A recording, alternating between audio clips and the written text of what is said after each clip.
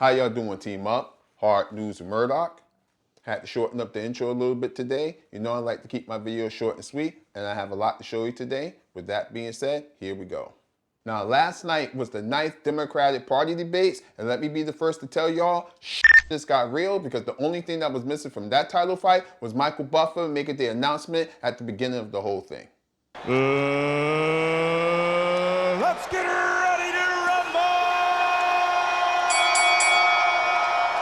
Now, I'm going to leave a link to the whole thing in the description below like always, but I'll keep it very simple. In my opinion, the biggest winner this night, Elizabeth Warren by far, she came in there with strutting her stuff around the ring and wasn't having it. And coming in second, of course, is Bernie Sanders, which is the people champion, dropped that good old people elbow in the competition. But the biggest loser of the night was no other than Michael Bloomberg, without a doubt, because everybody on that stage caved on him early and threw his ass over the top rope first. Feet hit the floor.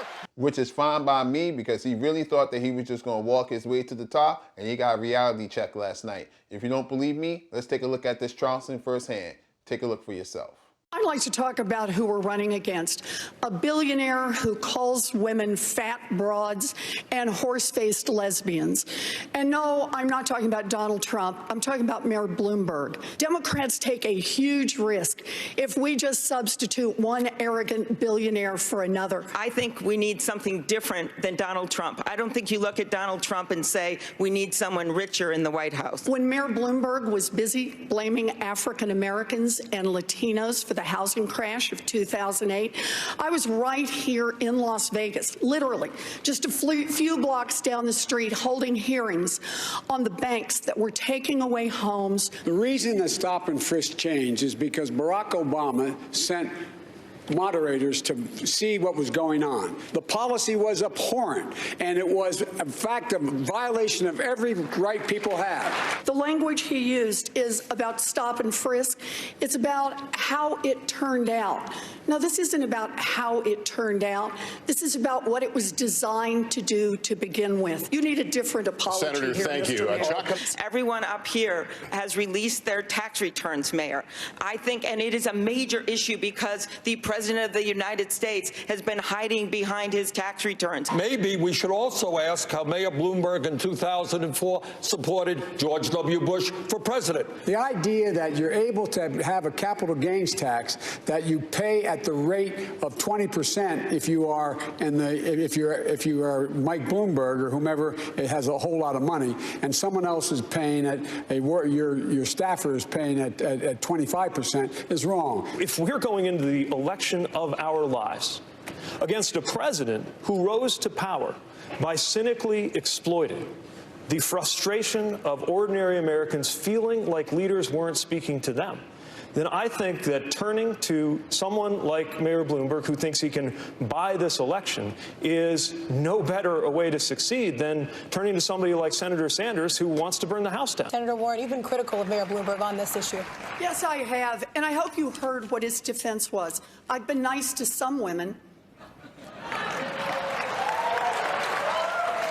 That just doesn't cut it. The mayor has to stand on his record, and what we need to know is exactly what's lurking out there. He has gotten some number of women, dozens, who knows, to sign non-disclosure agreements, both for sexual harassment and for gender discrimination in the workplace. So, Mr. Mayor, are you willing to release all of those women from those non-disclosure agreements so we can hear their side of the story?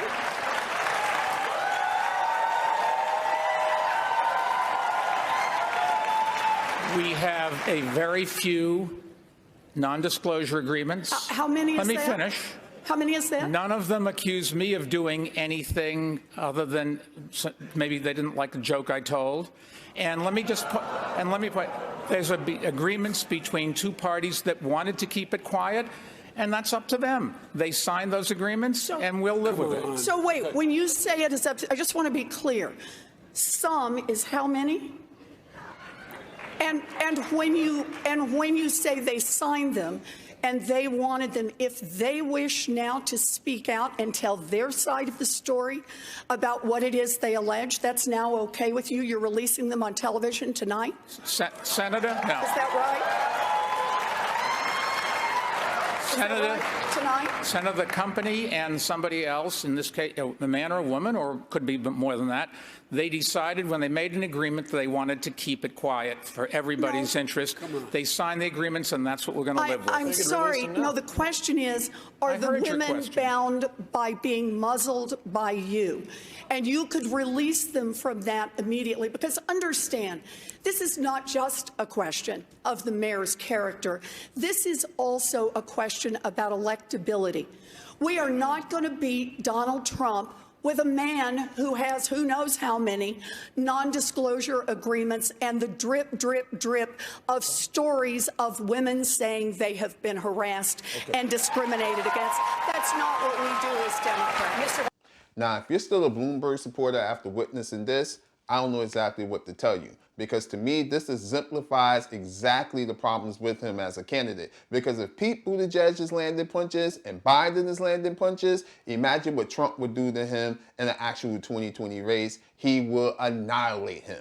Now, I'm just a small YouTube channel, and I doubt if anything that I'm going to say here will ever reach the Democratic Party, but I'm going to say it anyway. The reason why the Democratic Party has been losing so much ground lately is because y'all keep on trying to run candidates that appeal to Republican sensibilities. That make absolutely no sense. That's like Jay-Z changing his whole style up to try and get Elvis fans. Sure, he's probably going to get a few, but he's going to lose a whole lot more of his original fans before he pick up the little bit that he get from over there. It makes absolutely no sense.